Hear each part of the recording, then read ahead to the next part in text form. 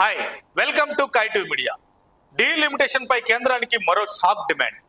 రేవంత్ రెడ్డి ఫార్ములానే కరెక్ట్ అంటూ భువనగిరి ఎంపీ చామల కిరణ్ కుమార్ రెడ్డి చేసిన వ్యాఖ్యలు ఇప్పుడు తెలంగాణ రాజకీయాల్లో హాట్ టాపిక్ గా మారాయి. నియోజకవర్గాల పునర్విభజన అంటే డీలిమిటేషన్, మహిళా రిజర్వేషన్లు, ఈ రెండు అంశాలపై కేంద్ర ప్రభుత్వం తీసుకుంటున్న నిర్ణయాలపై చామల తీవ్ర స్థాయిలో విమర్శలు గుప్పించారు. దేశంలో సీట్లు పెంచాలి, కానీ దక్షిణాది రాష్ట్రాలకు అన్యాయం జరగకూడదు అంటూ స్పష్టం చేశారు. ముఖ్యంగా కేవలం జనాభా ఆధారంగా సీట్ల పెంపు చేపడితే అభివృద్ధిలో ముందున్న దక్షిణాది రాష్ట్రాలకు పార్లమెంట్లో ప్రాతినిధ్యం తగ్గిపోయే ప్రమాదం ఉందని హెచ్చరించారు. అంటే పన్నులు ఎక్కువ కట్టే రాష్ట్రాలు అభివృద్ధికి ఎక్కువగా సహకరించే రాష్ట్రాలు చివరకు రాజకీయంగా బలహీనపడతాయన్నమాట. ఇప్పటికే కేంద్ర నిధుల కేటాయింపులో దక్షిణాది రాష్ట్రాలకు వివక్ష జరుగుతుందని ఆయన ఆరోపించారు. అలాంటి పరిస్థితుల్లో డీలిమిటేషన్ జనాభా ప్రాతిపదికన మాత్రమే చేస్తే ఇది దక్షిణాదికి మరింత పెద్ద నష్టమని చెప్పారు. ఇక్కడ మరో కీలక అంశం ఏమిటంటే మహిళా రిజర్వేషన్ల విషయంలో బీజేపీ కావాలనే తప్పుడు ప్రచారం చేస్తుందని చామల మండిపడ్డారు. ఇండియా కూటమి మహిళా రిజర్వేషన్లకు వ్యతిరేకం కాదు.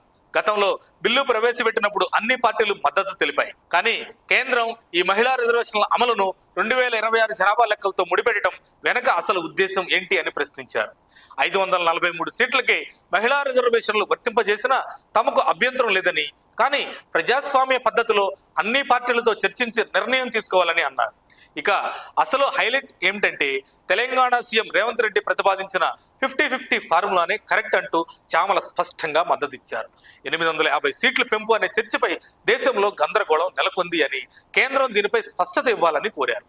పార్లమెంట్లో సంఖ్యాబలం ఉందని ఏకపక్ష నిర్ణయాలు తీసుకోవడం సరైంది కాదని, తక్షణమే అఖిలపక్ష సమావేశం నిర్వహించి అందరి ఆమోదంతోనే ముందుకు వెళ్లాలని హెచ్చరించారు. లేని పక్షంలో దక్షిణాది రాష్ట్రాల హక్కుల కోసం గళం ఎత్తుతామని కేంద్రానికి సూటిగా వార్నింగ్ ఇచ్చారు. ఇప్పుడు ప్రశ్న ఒక్కటే, డీలిమిటేషన్ పేరుతో నిజంగానే దక్షిణాది రాష్ట్రాలకు అన్యాయం జరుగుతుందా?